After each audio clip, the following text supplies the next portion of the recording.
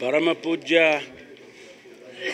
ಶ್ರೀ ಶ್ರೀ ಶ್ರೀ ಶಿವಕುಮಾರ ಮಹಾಸ್ವಾಮಿಗಳವರ ಜಯಂತಿಯ ಆಚರಣೆಯ ಸಂದರ್ಭದಲ್ಲಿ ನಾನು ಕಾರ್ಯಕ್ರಮಕ್ಕೆ ಬರೋದಕ್ಕೆ ಸಾಧ್ಯ ಆಗಿರಲಿಲ್ಲ.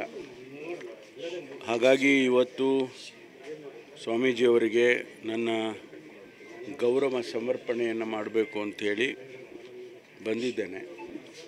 ಅದೇ ಪ್ರಕಾರ ನಮ್ಮ ಕಿರಿಯ ಸ್ವಾಮೀಜಿಗಳಾದಂಥ ಶ್ರೀ ಶ್ರೀ ಶ್ರೀ ಸಿದ್ಧಲಿಂಗ ಸ್ವಾಮೀಜಿಯವರಿಗೂ ಕೂಡ ನನ್ನ ನಮನಗಳನ್ನು ಸಲ್ಲಿಸಿದ್ದೇನೆ.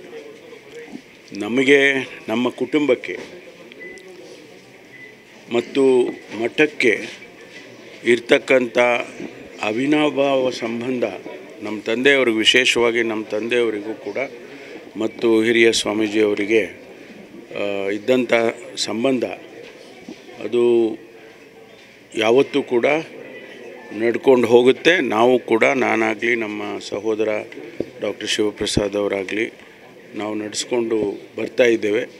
ನಾನು ಕೂಡ ಇವತ್ತಾಗಲಿ ಮುಂದೆ ಕೂಡ ಈ ಸಂಬಂಧವನ್ನು ಹಾಗೆ ನಡೆಸ್ಕೊಂಡು ಹೋಗ್ತೇವೆ. ಅದಕ್ಕಾಗಿ ಇವತ್ತು ಅವರಿಗೆ ಗೌರವ ಸಮರ್ಪಣೆಯನ್ನು ಮಾಡಿದ್ದೇನೆ. ಇದೇ ಸಂದರ್ಭದಲ್ಲಿ ತುಮಕೂರಿಗೆ ರೈಲ್ವೆ ಸ್ಟೇಷನ್ ಏನಿದೆ, ಆ ರೈಲ್ವೆ ಸ್ಟೇಷನ್ಗೆ ಸ್ವಾಮೀಜಿಯವರ ಹೆಸರಿಡಬೇಕು ಅಂತೇಳಿ ಒಂದು ಪ್ರಸ್ತಾವನೆ ಸರ್ಕಾರಕ್ಕೆ ಬಂದಿತ್ತು.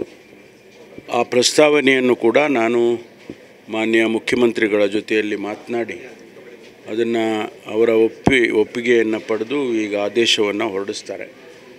ಮುಂದಿನ ದಿನದಲ್ಲಿ ತುಮಕೂರು ರೈಲ್ವೆ ಸ್ಟೇಷನ್ನು ಪರಮ ಪೂಜ್ಯ ಶಿವಕುಮಾರ ಮಹಾಸ್ವಾಮಿಗಳ ಹೆಸರಿನಲ್ಲಿ ಇರುತ್ತೆ. ಅದು ಶಾಶ್ವತವಾಗಿ ಅದು ತುಮಕೂರಿನಲ್ಲಿ ಇರ್ತದೆ ಅಂಥೇಳಿ ಅದು ಒಂದು ನಾವು ಅವರಿಗೆ ಕೊಡ್ತಕ್ಕಂಥ ಗೌರವ. ಮಾನ್ಯ ಸೋಮಣ್ಣನವರು ರೈಲ್ವೆ ಖಾತೆ ರಾಜ್ಯ ಸಚಿವರು, ಅವರು ಕೂಡ ಒತ್ತಾಯ ಮಾಡಿದ್ದಾರೆ. ಅವರು ಕೂಡ ಕೇಂದ್ರದಲ್ಲಿ ಅವರ ಇಲಾಖೆಯ ವತಿಯಿಂದ ಅದನ್ನು ಮಂಜೂರು ಮಾಡಿಸಿ ಆ ಹೆಸರನ್ನು ಶಾಶ್ವತವಾಗಿ ಇಡಬೇಕು ಅಂತ ಮಾಡಿದ್ದಾರೆ. ಇಲ್ಲ, ಲೇಟ್ ಏನಿಲ್ಲ. ಅದೆಲ್ಲ ಸರ್ಕಾರದಲ್ಲಿ ಒಂದು ಪ್ರೊಸೀಜರ್ ಇರುತ್ತೆ. ಆ ಪ್ರೊಸೀಜರು ಒಂದು ಹೆಸರಿಡಬೇಕಾದ್ರೆ, ಯಾವುದಾದ್ರೂ ಒಂದು ರಸ್ತೆಗಾಗಲಿ, ಒಂದು ಸರ್ಕಲಿಗಾಗಲಿ ಅಥವಾ ಒಂದು ಕಟ್ಟಡಕ್ಕಾಗಿ ಹೆಸರಿಡಬೇಕಾದ್ರೆ ಕೆಲವು ಪ್ರಸ್ತಾವನೆಗಳು ಬಂದಂಥ ಸಂದರ್ಭದಲ್ಲಿ ಅದನ್ನು ಪರಿಶೀಲನೆ ಮಾಡಿ ಸಾಧಕ ಬಾಧಕಗಳನ್ನು ನೋಡಿ ಸರ್ಕಾರ